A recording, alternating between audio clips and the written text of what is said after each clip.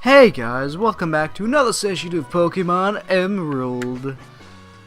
Last time we went around the routes that we didn't go through, just looking at stuff, you know, just seeing all the beautiful stuff that we missed. But now we will continue onward with the story, which I'm sure many of you have forgotten already. It involves saving the world from crazed Magma and Aqua. From the crazed Magma and Aqua Syndicate. Which, is totally what is not gonna happen in Pokemon Omega Ruby and Alpha Sapphire, because from what I've seen, they're gonna have the different teams again, and they're all gonna be fighting each other. Where one is gonna be the good guy, and one's gonna be the bad guy again. Although I really hope that's not how it goes down and they keep this Emerald story, because the Emerald story is really cool. Because not only do you go to different places from Ruby and Sapphire, in Ruby and Sapphire you only had the one team, and you only went to their secret base in Lilico City. But in this one, you actually go to a different place. You go to a hideout here in Mount Chimney, actually, for Team Magma, where they awaken Groudon. Actually, versus just the base in Lilico City, and then later on the underwater caverns, where you see Team Aqua awakening Kyogre. And I hope they keep that, because that story is pretty damn awesome. But then again, no, I will complain. I would complain if they did not keep it like that, because that would severely piss me off to high heaven. Because that's the one thing Nintendo needs to get straight.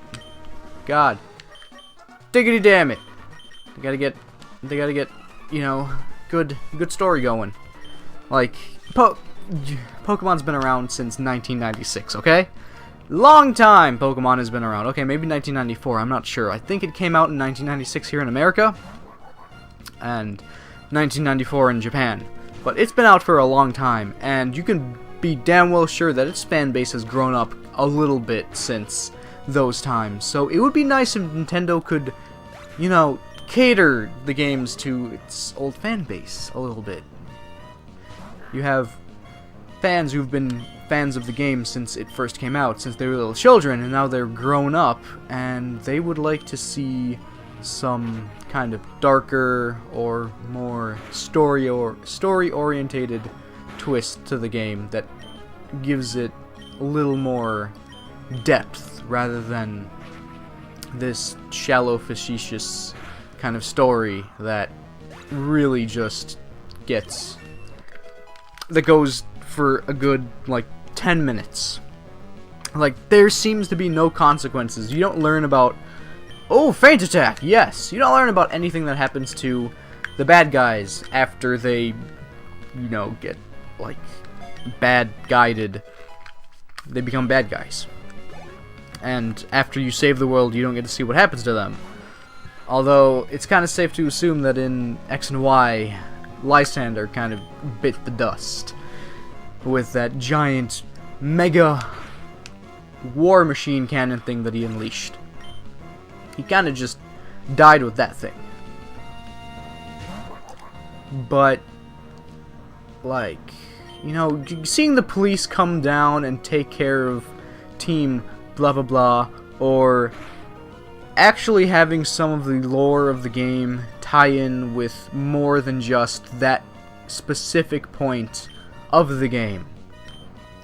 It's like the Pokemon games, they create this grand lore and story behind some of these mystical Pokemon like Groudon and Kyogre and etc, etc, etc.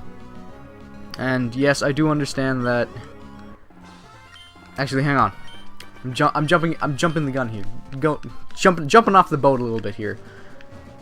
But it would be cool to see in this game that Groudon and Kyogre, how they make the how Groudon makes droughts and literally sucks water out of the atmosphere and just... He hates water, he likes land. And then you see Kyogre drowning things out. It'd be cool to see that when they go haywire and they're just roaming around the Hoenn region, that the places that they're inhabiting get like drowned out or droughted out. So Groudon will be near this mountain, and say for instance all of the forests get not all the forests, but like the forests are on fire, the lakes are drying out, etc., etc. Right? God damn you! Stop this! You son of a... Fuck you. Fuck you. Yeah, I'm gonna bite you. But you flinch. Haha. God, this is the fucking shit that happened with Uchiha during our battle. I almost had him, then bite hacks, up the nutsack. God damn. Okay. Defensive wall. Take this.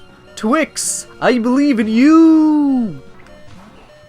But it would be cool to see that. And then places Kyogre is inhabiting, like all of the rocks or islands that used to be above sea level suddenly get like lower.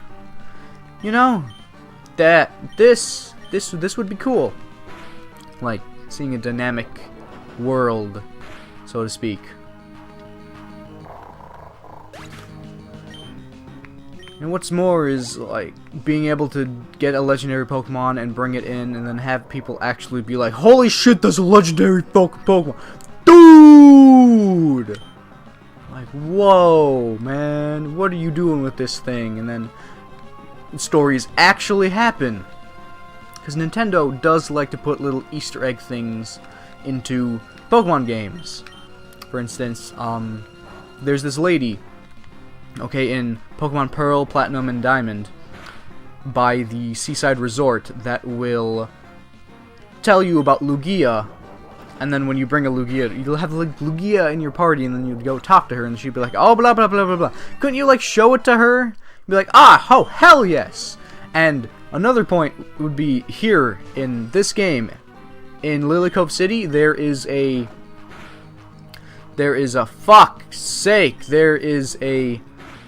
couple in Lilycove City that talk about the giant green snake in the sky that they saw like when they were little children a long time ago. So it would be cool to like bring Rayquaza to them and they'd be like, holy crap, whoa! And then, you know, then they're all like, let's touch butts together. And we're like, no, don't touch butts with them. The crazies.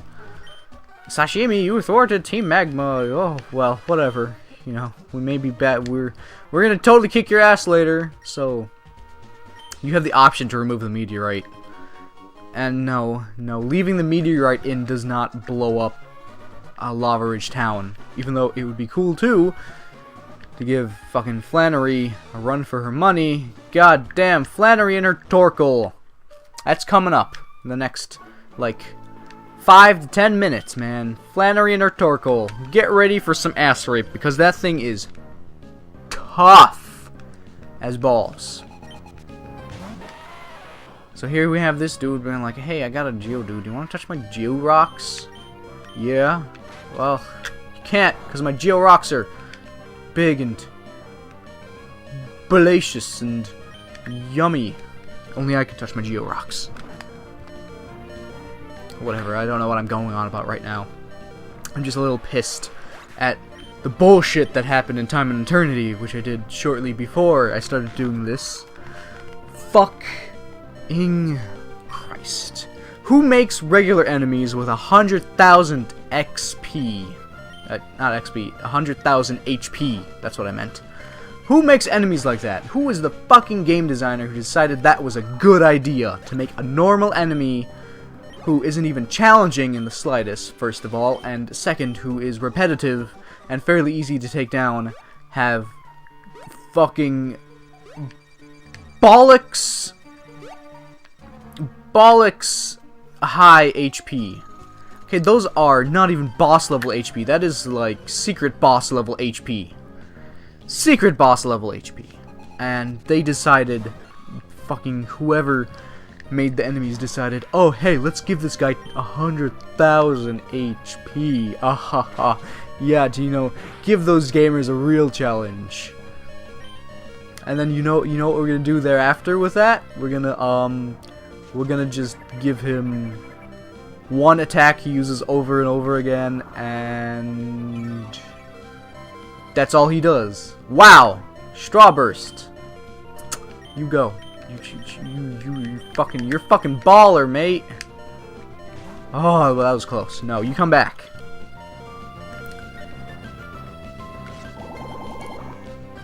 Yeah, but I was just pissed off at that so hard. It was so stupid.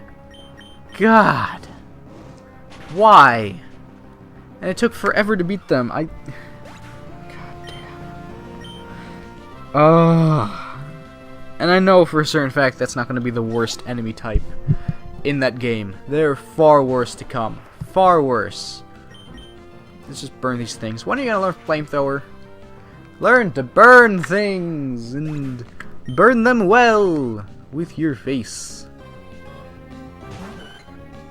Oh, she switches it up with a swablu.